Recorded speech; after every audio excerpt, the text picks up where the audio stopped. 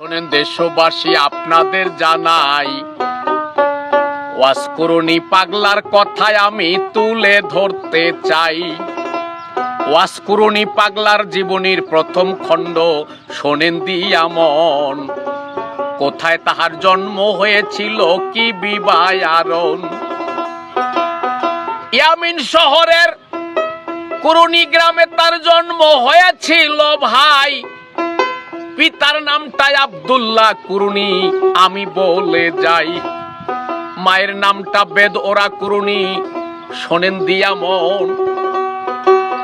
দুই বোন এক ভাই ছিল সংসারে, বলিলাম এখন। আব্দুল্লাহ কুরুনির তিনজন ছেলে মেয়ে আপনাদের জানাই। দুইজন মেয়ে 5-6 বছর বয়সে মারা গেলেন তাই। তারপরে জন্ম নিলেন ওয়াসকুরুনি, শোনেন দিয়া মন। নামের শেষে কুরুনি লেখা হয়, তার কি কারণ?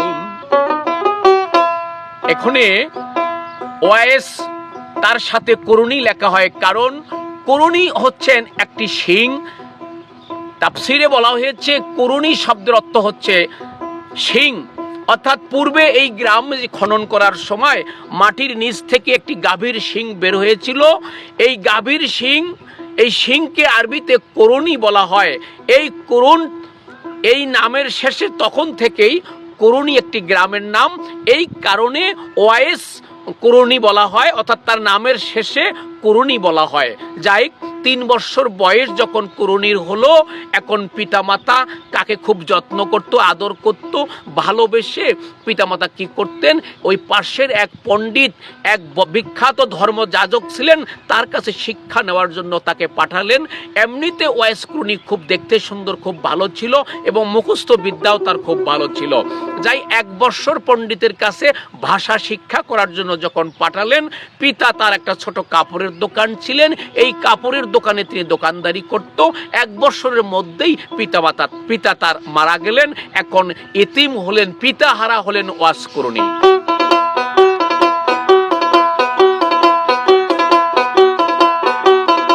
এক বছর পড়তে দিলেন যখন ওস্তাদেরও কাছে, 1 বছরের মাথায় পিতা তার গেল যে মরিয়ে। সুখের জায়গায় দুঃখের আগুন যেন উঠিল জ্বলিয়া। পিতাহারা হইলেন পাগল গো, দেখো এই না দুনিয়া রে।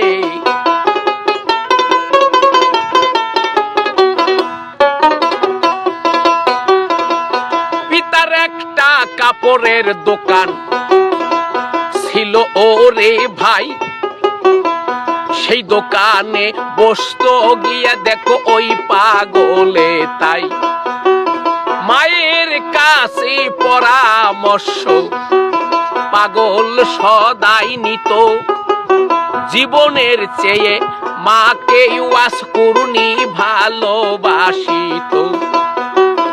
পাগল যাইয়া সেই দিন দেখো কোন কাম করিল, কাপড়ের দোকানে যাইয়া পাগল দোকানদারি করিল। পিতা যখন হারিয়ে গেলেন, পিতা যখন মারা গেলেন এই দুনিয়া থেকে ভাই, ওয়াসকুরুনি মাকে বলে, মা গো এখন আমি কেমন করে লেখাপড়া করব তাই। কারণ এই লেখাপড়ার খরচ তো আর বাবাই দিতে পারবে না। বাবা থাকলে তো লেখাপড়ার খরচ দিত, আমার কোনোই দুঃখ রইতো না। মায়ে বলে, ঠিক বলেছ বাবা, তোমারে জানাই লেখাপড়া বন্ধ করে এখন সংসার চালাইতে হবে তাই। তুমি তোমার বাবার ঐতিহ্য কাপড়ের দোকানে যাও বসিয়া, দোকানদারি করো তুমি বাজারে গিয়া। মায়ের কথা শুনি পাগলা কোন কাম করিল, পিতার কাপড়ের দোকানে যায়া দোকানদারি শুরু করিল। এইভাবেতে কিছুদিন চলে যায় ওরে প্রাণের ভাই। হঠাৎ একদিন ওই দোকানটা চুরি হলেন, সবাতে জানাই ওই দোকানটা চুরি হলেন আপনাদের যাই কইয়া, কান্না করে মায়ের কাছে পাগল গিয়া। মাকে বলে মা গো এখন আপনাকে জানাই, কেমন করে সংসার চালাবো আমার কোনো উপায় নাই। মায়ের কাছে যাইয়া গো পাগল কান্দিতেই লাগিল, ও কেমন করে চালাবো সংসার গো জননী, আমাকে তাই বলো রে।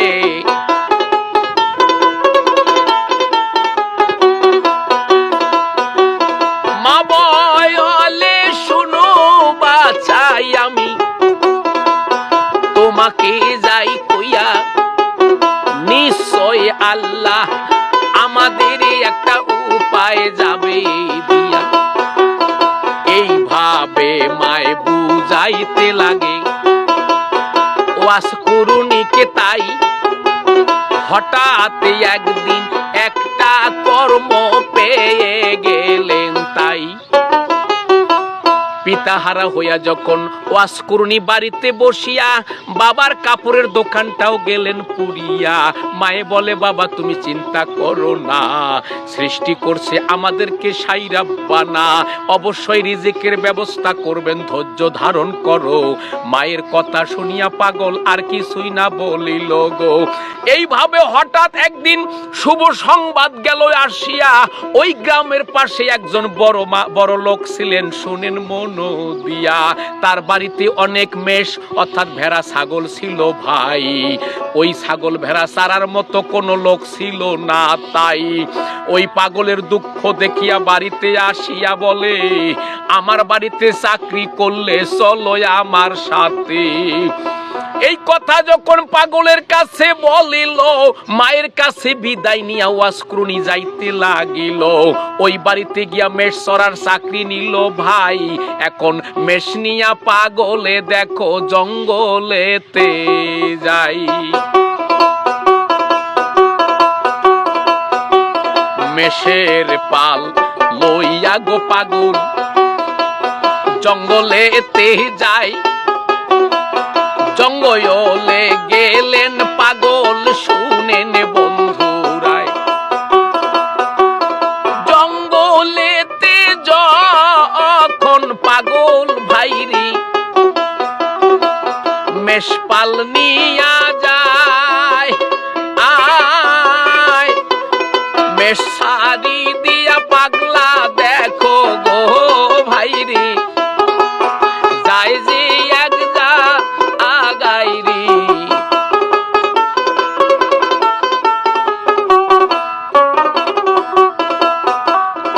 পাগল যখন মেষ সারানোর চাকরি নিল ভাই, মেষ নিয়া পাগল এখন জঙ্গলেতে চলে যায়। জঙ্গলেতে যায় আর পাগলায় মনে মনে ভাবে কি যেন কি চিন্তায় একটা তার অন্তরে জাগে। এটা কেউ জানে না, পাগলার চিন্তা জানে মালিক সাই। অন্তরের খবর জানি আমার আল্লাহ পরওয়ার, তাই সুদূর মোকামের খবর আল্লাহ জানতে পারে ভাই। মানুষে কি আর জানতে পারে পাগলার খবর, তাই মেষের পাল ছেড়ে দিয়া পাগলা জঙ্গলের এক কোণেতে যায়। এইভাবেতে প্রত্যেক দিন মেষ চড়ায় ওই জঙ্গলে যাইয়া। হঠাৎ একদিন আগের মতো জঙ্গলেতে গেল, সামনে যাইয়া এক পাগলের দর্শন পেল। এক যেন সাধু পাগল দরবেশ ফকির আছে ওখান ধ্যানে বসিয়া। পাগলও বসলেন তার সামনে গিয়া। কিছুক্ষণ পরে পাগলার ধ্যান খুলিল ভাই। নয়ন মেলিয়া জিজ্ঞাসা করে ওয়াসকরুণীকে তুমি কে আমাকে বলো তাই।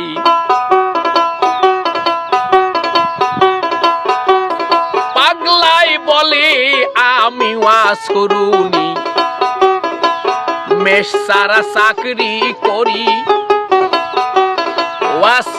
ওয়াসকরুণী পরিচয়টা গেল সেদিন করি। পাগলে পাগলের কাছে ওই দিন দেখো দেখা সাক্ষাৎ হলো, অন্তরে যেন তার ভাবের একটা মহাব্বত হইল। সন্ধ্যা হইলে গরু মেষ নিয়া পাগলা বাড়ি চলে যায়। এইভাবে পাগলের কাছে পাগলায় আসিল যে হায়। পাগলের সাথে যখন জঙ্গলে দেখা সাক্ষাৎ হয়, আবার বিকাল হইলে মেষের পাল নিয়া গেরস্তের বাড়িতে যায়। আবার সকালে যেন পাগলা মেষের পাল নিয়া জঙ্গলে আসে, মেষের পাল ছেড়ে দিয়া পাগলকে ভালোবাসে। কারণ তার মনের ভিতর এত একটা ভালোবাসা সৃষ্টি হলো যে জঙ্গলের মধ্যে আমি কি দেখলাম, এই জঙ্গলের মধ্যে কে কোন পাগলের দর্শন পাইলাম। সদাই যেন পাগলের চিন্তাতে তার যেন মন যেন ভরে যায়। হঠাৎ একদিন কি করলেন, পাগলের কাছে উনি যা বসলেন, পাগলের সঙ্গে অনেক কথাবার্তা হলো। এদিক মধ্যে প্রত্যেক দিন ওই মেষের পাল থেকে 2-1টা করে মেষ হারিয়ে যায়। এইভাবে যখন মেষ হারানো শুরু হলো, অনেকগুলো মেষ হারানো চুরি হয়ে গেছে। মালিক একদিন জিজ্ঞাসা করে ওয়াসকরণীকে যে এত মেষ কোথায় যায়। এখন পাগল বলে আমি তো জানি না। এখন পাগলের কথা শুনি মালিক বলল তোমাকে আর চাকরি রাখা যাবে না, তোমাকে চাকরি থেকে আমি বরখাস্ত করব। তাই ওয়াসকরণীকে ওই মেষের মালিক মেষ সারানো চাকরি থেকে বরখাস্ত করলেন। এখন চাকরিও যখন হারালেন, পাগল কান্তি কান্তি আকুল হয়ে গেলেন। মাকে বলতেছেন, মা আমি যে একটা চাকরি করছিলাম, যে একটা রোজগার পেয়েছিলাম, তাকে দিয়ে আমরা দুজনের সংসার চালাচ্ছি, মা এখন তোমার চাকরিটাও নাই, বাবার কোনো সয় সম্পত্তি নাই, বাবার শুধু একটি বাড়ি আছে। তাই পাগলা কি করলো, ওই পাগলের মহব্বতে বাবার বাড়িটি বিক্রি করে দিয়ে মাকে সঙ্গে করে নিয়ে একটা দুম্বা কিনে নিয়ে ওই জঙ্গল মুখে রওনা করলো।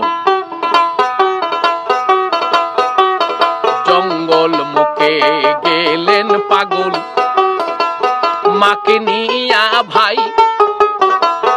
জঙ্গলে একটা কুড়ের ঘর তুলেছিল, তাই ওই ঘরেতে মাকে নিয়া ওয়াসকরণী থাকে যেই বসিয়া।